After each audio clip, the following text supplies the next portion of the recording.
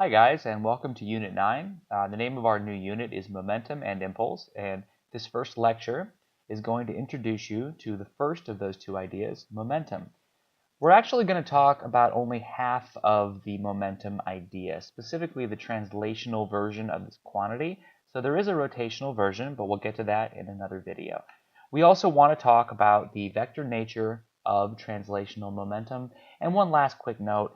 In this video only, I'm going to use the term momentum, but I'm going to mean translational momentum only. Whereas in the future, I will specify which of those two I mean, translational or rotational.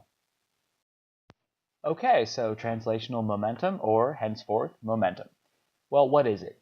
It's best defined by its properties, kind of like energy was in the last unit, but I don't want to do all that. I think it's important to have some sort of conceptual understanding of just what this momentum is. And a good definition I found online is mass in motion, and somewhat equivalently, we could say it's how hard it might be to stop a moving object. In that way, it's a little bit like inertia. A big difference is that a motionless object still has inertia because it still resists acceleration. Even if you're not moving, you tend to stay at rest. Whereas you'd have no momentum at rest because you have to be a moving object, like it says in bullet point 2.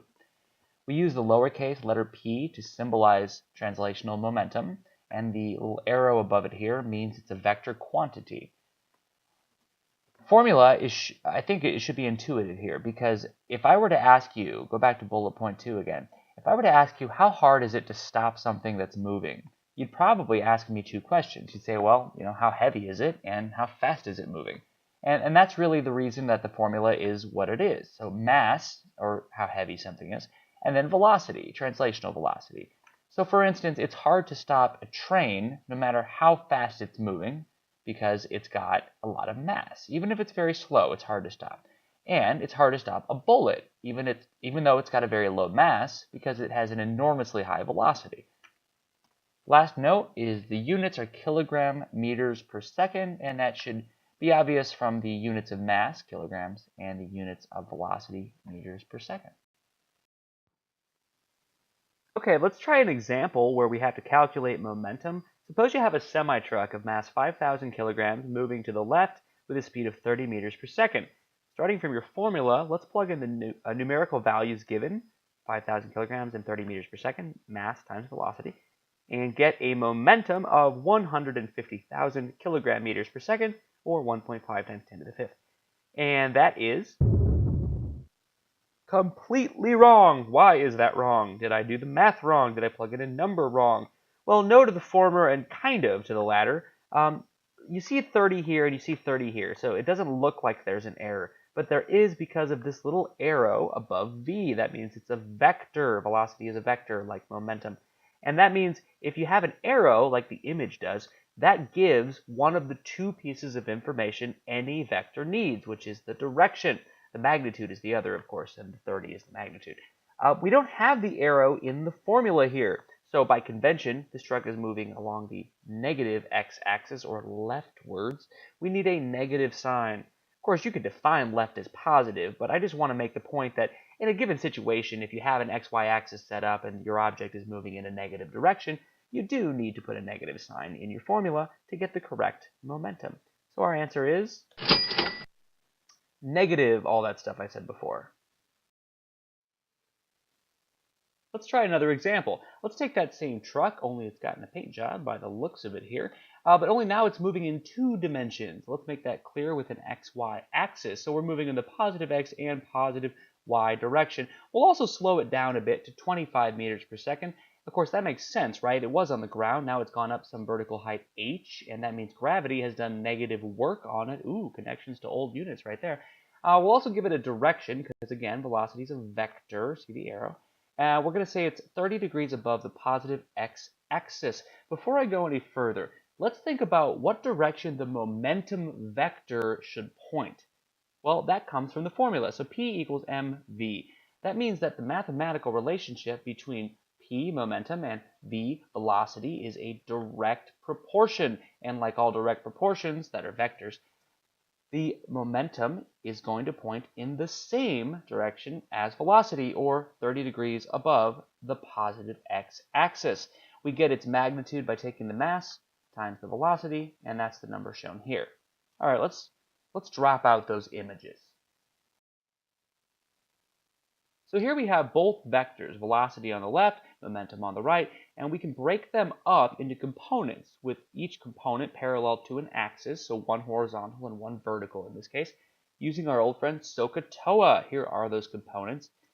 On the velocity vector, which started at 25 meters per second, you can do the math if you want and check this. We get these two values of velocity, one in each dimension.